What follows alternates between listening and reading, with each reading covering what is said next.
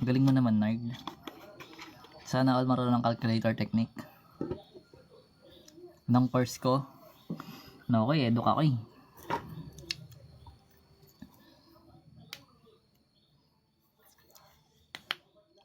Sagot. Hirap. Bahala kayo dyan. 3. Porkit nakita mo choices, 3 na. Grado ka dyan. Nangula na naman si Limited. Nangula ka talaga. Pwede ka na si Madam Auring. Hulaan mo nga kami. Pero hindi ko pa alam sagot kasi wala naman akong ano yan eh. Wala naman akong solution yan eh. Kumbaga, ayun na, may mga given pa.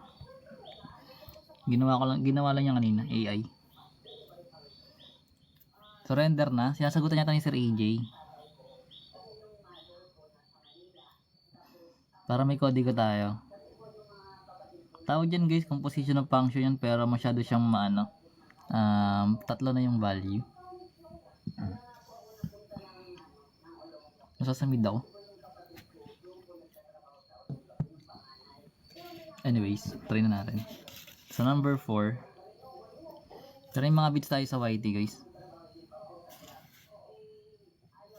Saman tayo number 4.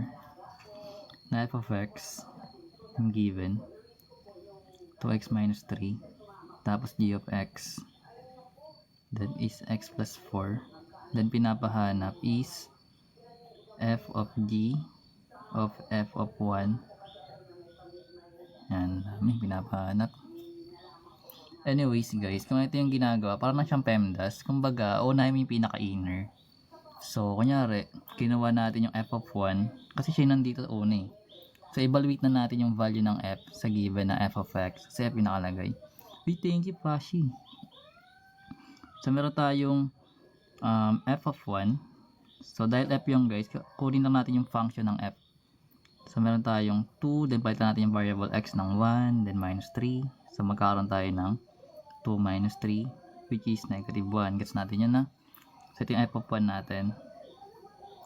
So, ngayon, kung meron tayong negative 1, hindi pa tayo yung sagot.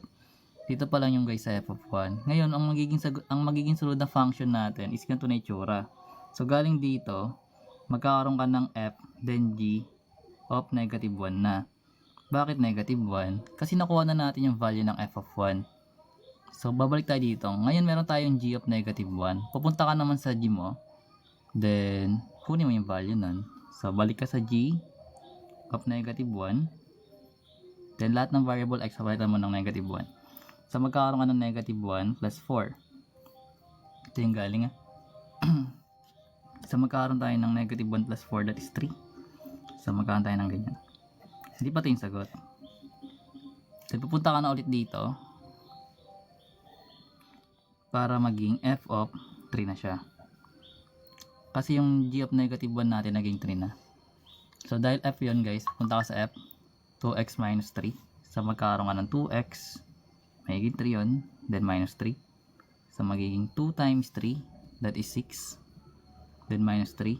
So, magkakaroon tayo ng 6 minus 3, that is 3. So, yung f of 3 natin, or yung f of 3, or yung f of g of f of 1, that is 3. Ito yung final answer natin. So, ganun siya ginagawa. So, parang lang siyang PEMDAS, inner muna. That is 3.